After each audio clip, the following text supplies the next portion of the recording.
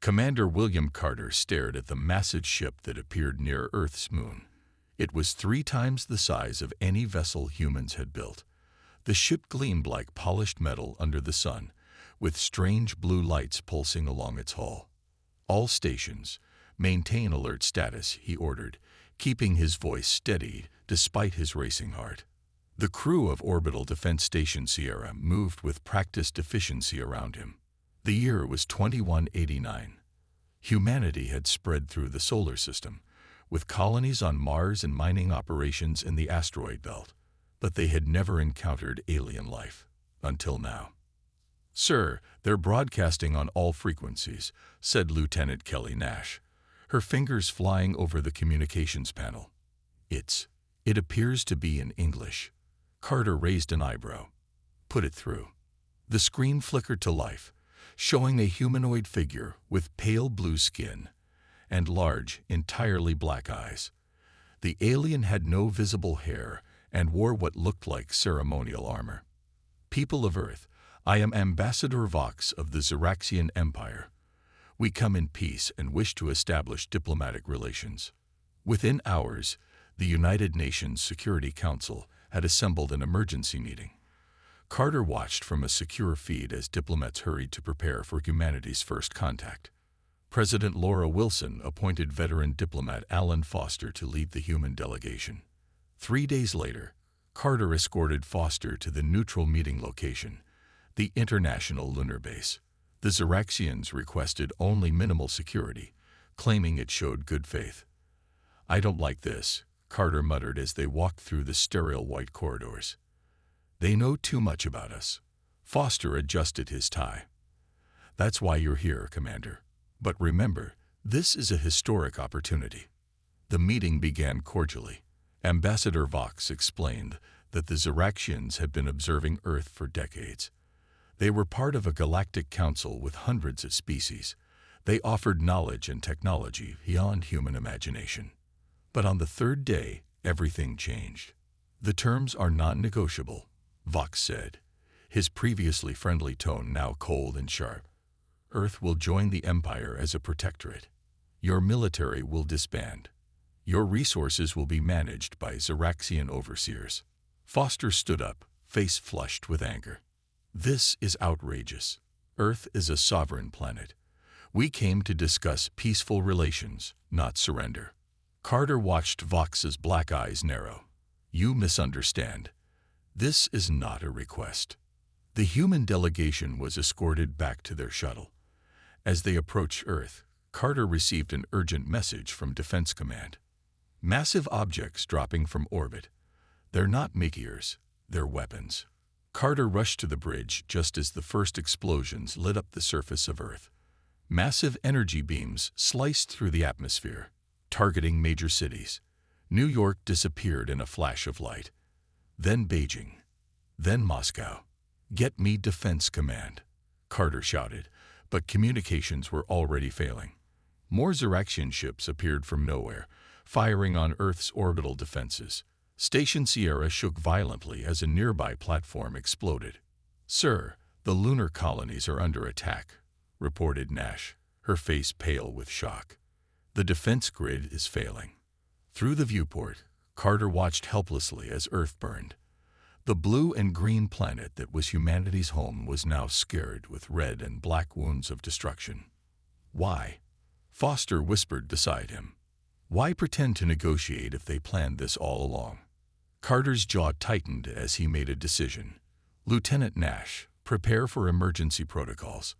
We need to save who we can and gather intelligence." He turned to Foster. "The Xeraxians will regret this day.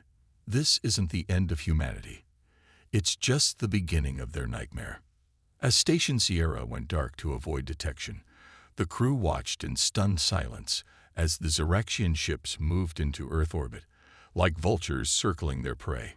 Humanity's first contact with alien life had become humanity's first interstellar war. Dr. Olivia Martinez wiped the sweat from her forehead as she studied the tissue sample under her microscope. Her underground lab in what used to be Chicago's subway system was hot and humid.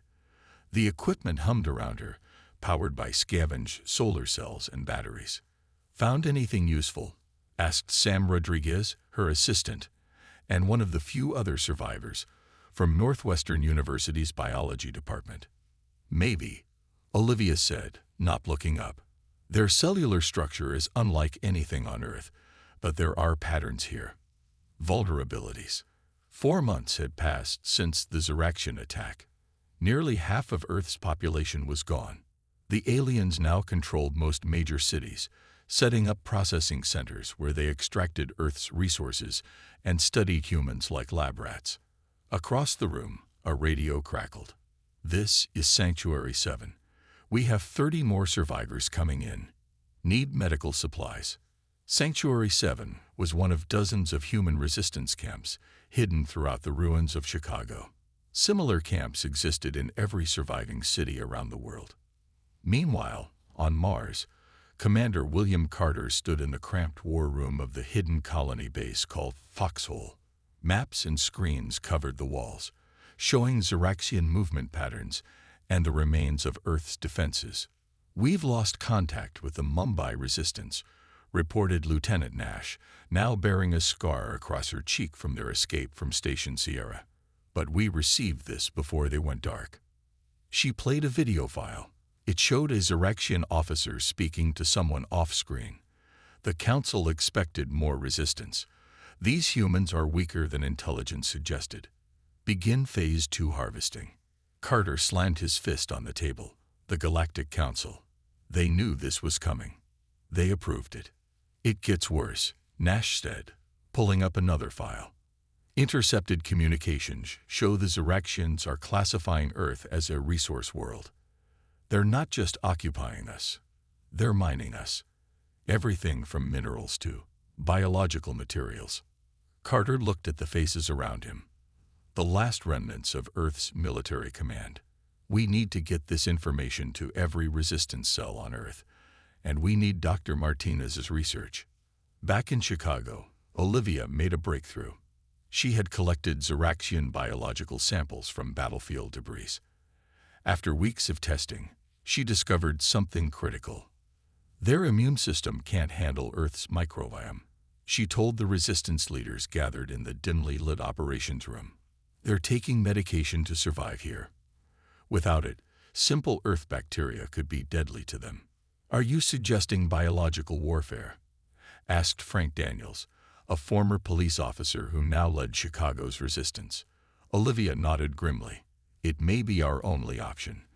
We can develop a pathogen that affects only their specific DNA, something they can't quickly adapt to." "Would it kill them?" someone asked from the shadows. "It could," Olivia admitted, "or it could just incapacitate them. I need more time and better equipment to know for sure." The room fell silent. Before the invasion, such tactics would have been unthinkable. Now, survival was all that mattered.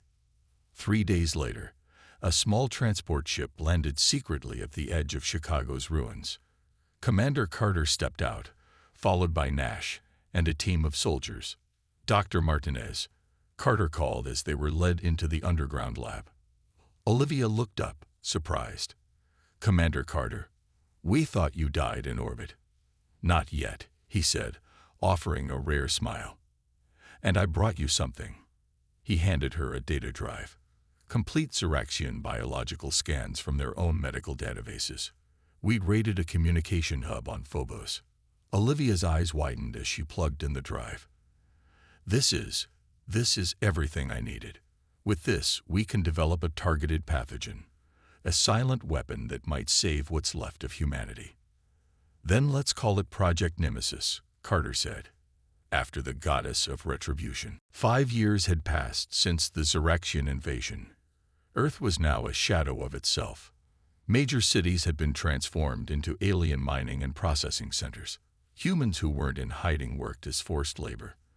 The remaining resistance operated from underground bunkers, abandoned mines, and remote wilderness areas. Inside the resistance's main scientific facility, a repurposed missile silo in what was once Montana, Dr. Olivia Martinez stood before a sealed containment unit. Inside floated a cloudy blue liquid. Project Nemesis is ready for field testing, she announced to the small group of resistance leaders. The pathogen targets specific genetic markers only found in Zeraxian DNA. It will not harm humans or Earth wildlife.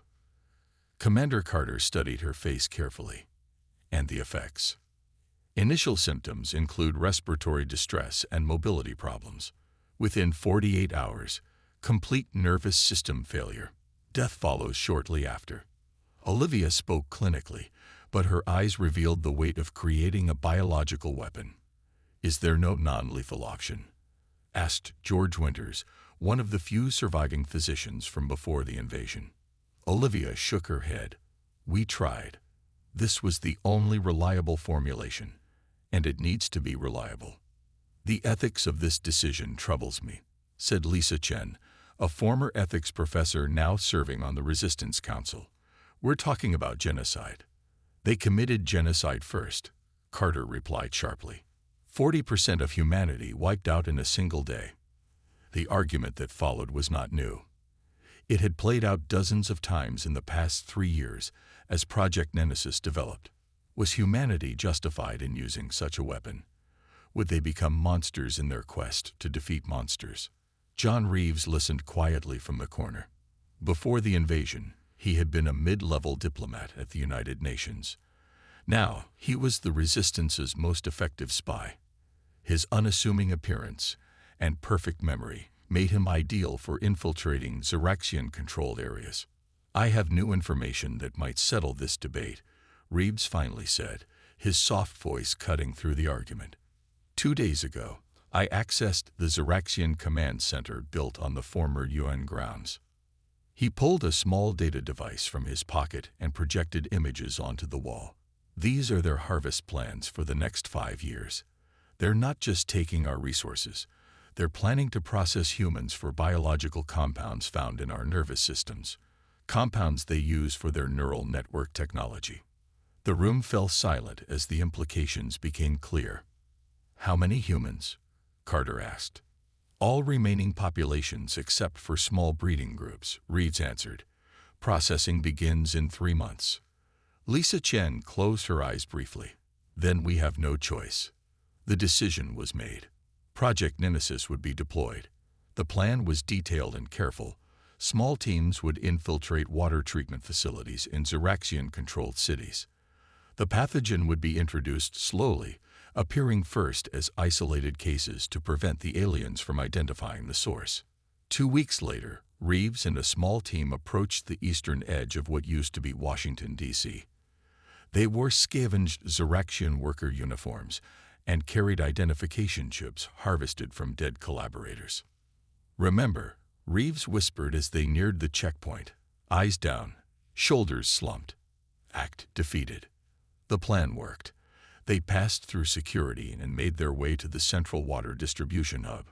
While his team created a distraction in the main control room, Reeves slipped into the purification chamber and released the contents of a small vial into the system.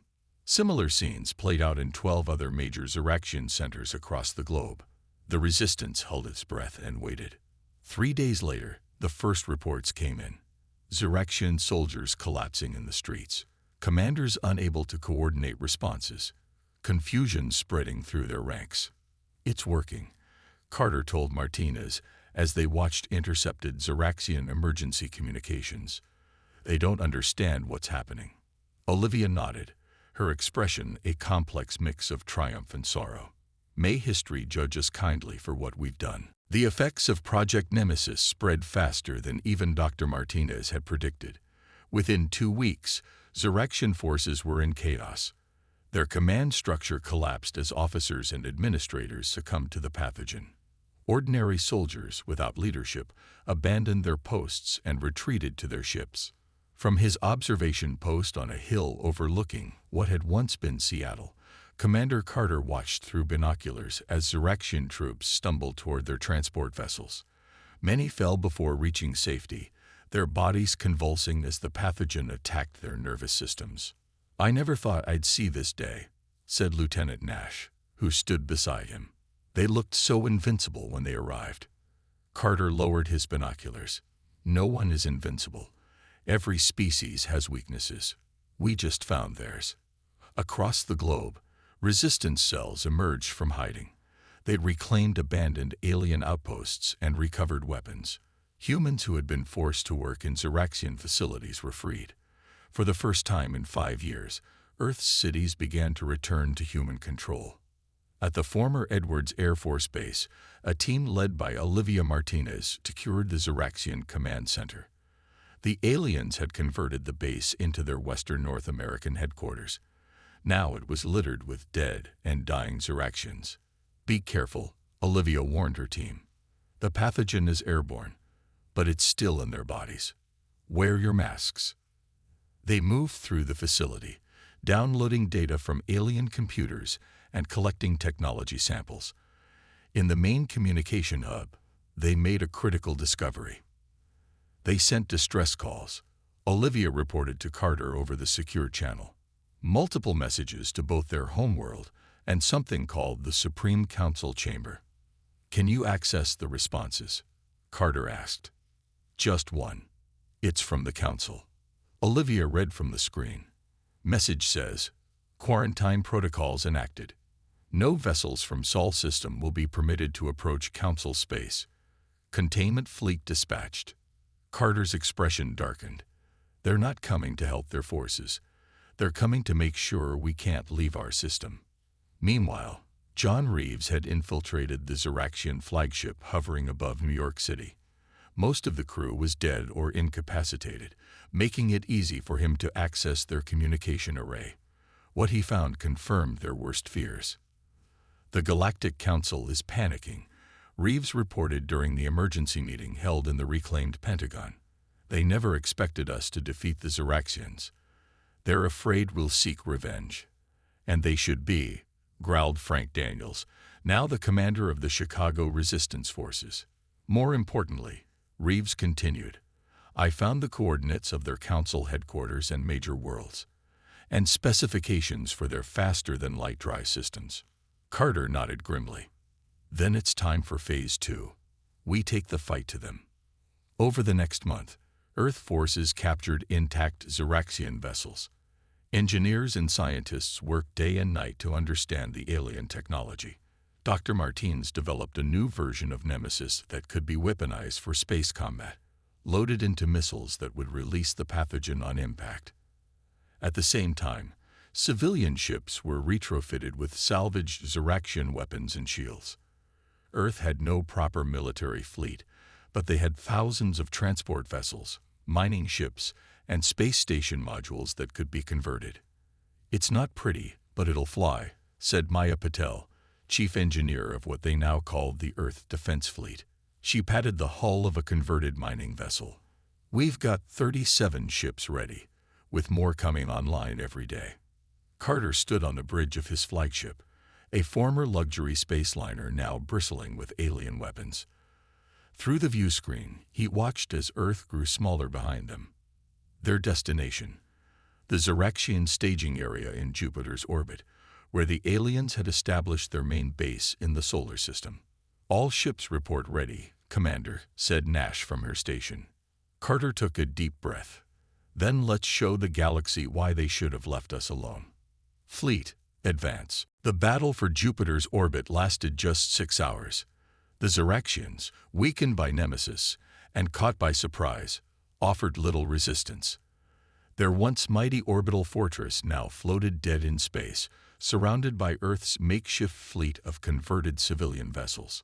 Commander Carter stood in what had been the Zeraxian commander's quarters, now serving as his temporary office. Through the viewport, he could see the massive gas giant Jupiter, its swirling storms a backdrop to their victory. "Status report," he said as Lieutenant Nash entered the room. "We've secured all sections of the station," she reported. "We found something you need to see." Nash led him through the station's corridors to a sealed section. When the doors opened, Carter froze. Inside were hundreds of stasis pods containing humans, scientists, engineers, and military personnel who had been reported missing. "They were experimenting on them," Nash said quietly, "testing responses to different environments, studying human physiology." Dr. Martinez arrived an hour later on a medical transport. She moved from pod to pod, checking life signs and preparing for revival procedures. Most of them can be saved, she told Carter. The Zoraxians kept them in excellent condition. They were too valuable as research subjects to let die. As the human prisoners were gradually awakened and treated, one of them provided unexpected information. Dr. Ryan Ellis, a former xenobiologist from Luna University, had been conscious during much of his captivity and had learned the Zoraxian language. "They're not alone out there," Ellis explained during the debriefing. "There are dozens of species under Zoraxian control. Some have been enslaved for centuries." "Do you know where?" Carter asked. Ellis nodded. "I memorize star charts, colony locations, and something else. There's another species that recently rebelled, called the Veldari. The Zoraxians were discussing how to crush them when your attack began." This information changed everything. Earth wasn't alone in its fight against the oppressors.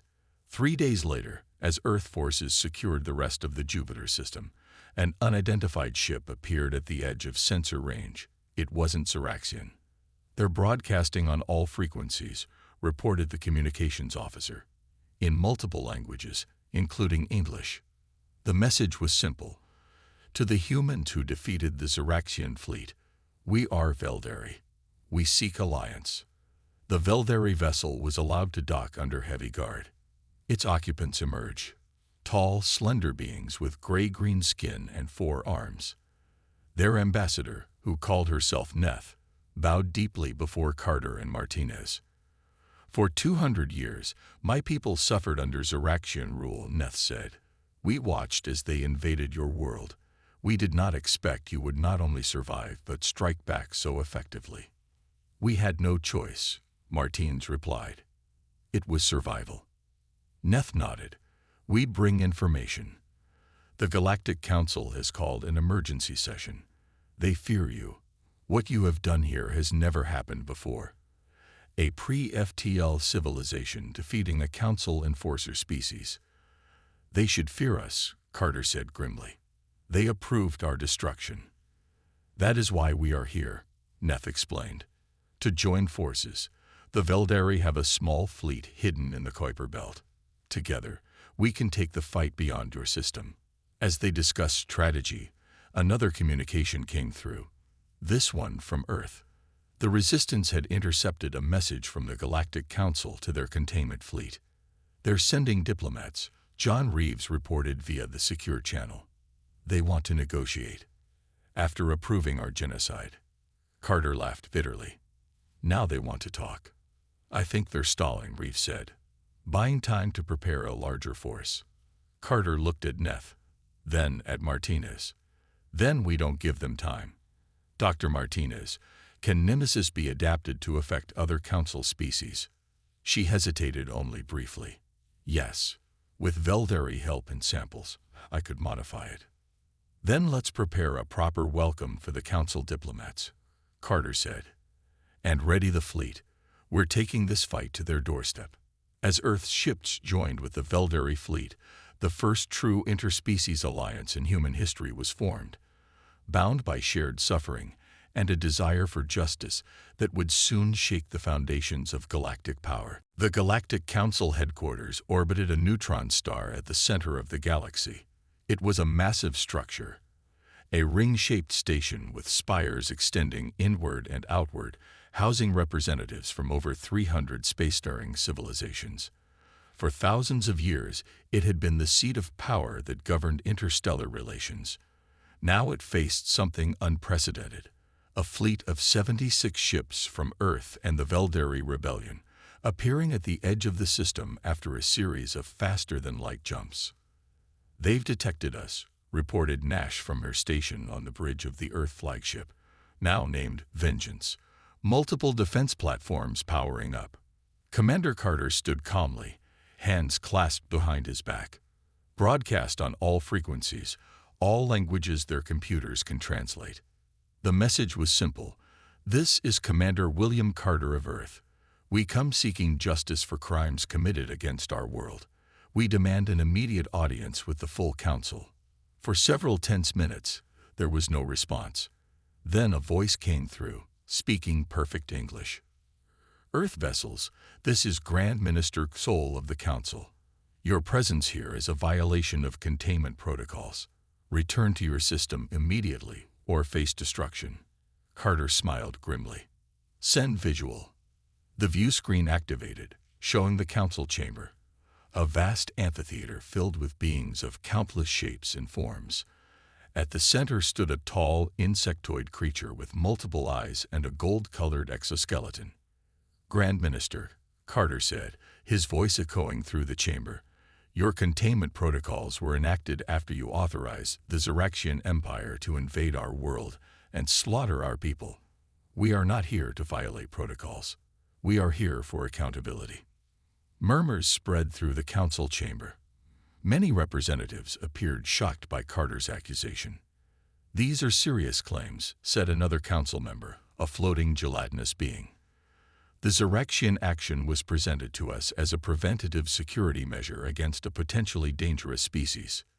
Show them, Carter ordered. The transmission shifted to display the evidence John Reeves had gathered. Council authorizations for Earth's invasion, reports of human experimentation, plans for harvesting Earth's resources and population. With each new document, the chamber grew more chaotic. Enough, shouted Grand Minister Sol. These matters are internal council concerns. You have no standing here. We created standing by defeating the Xeraxians, Carter replied coldly. And we have brought something else with us. Dr. Martinez stepped forward. We have modified our biological defense system to target specific genetic markers.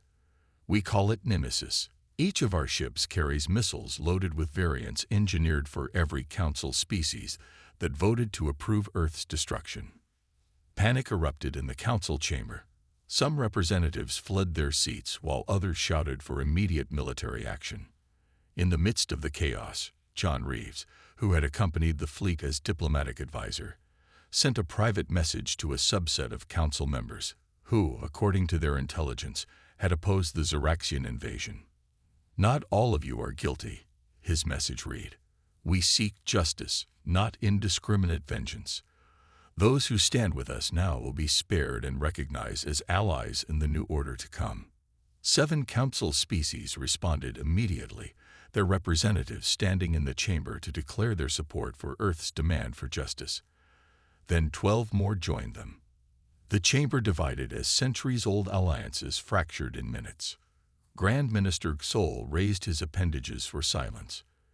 You cannot do this. The Council has maintained galactic peace for millennia. Peace for whom? Asked Neth, the Veldari ambassador who stood beside Carter. Not for the worlds you sacrificed to maintain your power. Not for the species you classified as expendable. We demand the immediate arrest of all council members who authorized Earth's invasion, Carter stated firmly. We demand reparations and technology transfers to rebuild our world. We demand the immediate liberation of all species currently under Xeraxian occupation. And if we refuse? Asked Sol, his multiple eyes narrowing. Carter's expression didn't change. Then we have enough nemesis to ensure that those responsible will not live to regret their decision. The standoff lasted for hours as the council debated internally. Earth's fleet remained in position, weapons locked on the station, while Dr. Martinez stood ready with the biological weapon that had brought a mighty empire to its knees. Finally, Grand Minister Sol returned to the communication. The Council agrees to your terms. The formal surrender ceremony took place 3 days later in the main council chamber. Grand Minister Sol and 17 other high-ranking council members signed the Treaty of Sol, as it came to be known. The document acknowledged the crimes against Earth, established reparations, and recognized humanity's right to claim a seat on the Reformed Council. Commander Carter watched from the front row, his face expressionless as the ministers pressed their various appendages to the document's authentication pad. Beside him sat Dr. Martinez and John Reeves, both showing the strain of the past weeks. The treaty is ratified, announced the neutral observer, a member of an ancient species that had maintained its independence from council politics. Let it be recorded in the Galactic archives. That night, as Earth's leadership team gathered in their temporary quarters on the station, Carter finally allowed himself a small glass of alien liquor that tasted remarkably like whiskey. To those who didn't live to see this day, he said, raising his glass. The others joined in the toast, their victory bittersweet with the memory of Earth's billions of dead. "What happens now?" asked Nash, who had barely slept since their arrival at the council station. "Now the real work begins," Reeves replied. "I'll be staying here with a diplomatic team. There are 37 other species who are under Zeraxian control that need representation during the transition." The implementation of the treaty moved swiftly. Council technology flowed to Earth, medical advances that healed radiation-poisoned lands, energy systems that eliminated pollution, and agricultural methods that could feed the recovering population. The trial of the Zeraxian leadership and their council collaborators began a month later. It was broadcast throughout the galaxy. Carter testified about the initial invasion, his voice steady as he described watching Earth burn from orbit. Martins presented evidence of the biological experiments conducted on human captives. Reeves outlined the conspiracy that had led to the Council's authorization of the attack. 6 months after Earth's fleet arrived at the Council headquarters, a new alliance was formalized. The Earth Coalition included humanity, the Veldari, and 23 other formerly subjugated species. Together, they held enough votes to prevent any single faction from dominating Council decisions again. Back on Earth, reconstruction accelerated. Cities rose from ruins, built with advanced materials, and designed for sustainability. The population began to recover, though the psychological scars would take generations to heal. Carter declined the offer to serve as Earth's first council representative. Instead, he requested a small ship and permission to explore the galaxy. Before leaving, he visited the memorial erected in what had once been New York City, a simple black obelisk listing the names of cities destroyed in the first attack. "We did what we had to do," said Martinez, who had come to see him off. Her work adapting alien medical technology was saving thousands of lives daily, but she still sometimes woke from nightmares about creating nemesis. "Yes," Carter agreed, "but sometimes I wonder if we became what we were fighting." "The difference is choice," said Reeves, who had returned briefly from his diplomatic post. "The Zeraxians chose genocide for profit. We chose survival, and then chose justice instead of vengeance when we had the upper hand." As Carter's ship lifted off from the newly rebuilt spaceport, he looked down at the planet he had helped save. Earth was scared but healing, its people forever changed by contact with the wider galaxy. In council chambers across the galaxy, representatives now spoke of the Earth example, with a mixture of respect and fear. It wasn't Earth's military prowess that had ultimately shocked them. It was the fierce determination of a species that refused to be exterminated, and their unexpected capacity for both terrible retribution and measured justice. The final amendment to the Galactic Charter, proposed by the Earth Coalition, and unanimously approved, became known as the Human Principle. No species shall be sacrificed for the benefit of others, no matter their technological development or political power. As his ship accelerated toward the stars, Carter smiled at the thought that Earth's most vicious revenge hadn't been nemesis or military victory. It had been forcing the galaxy to live up to its own highest ideals.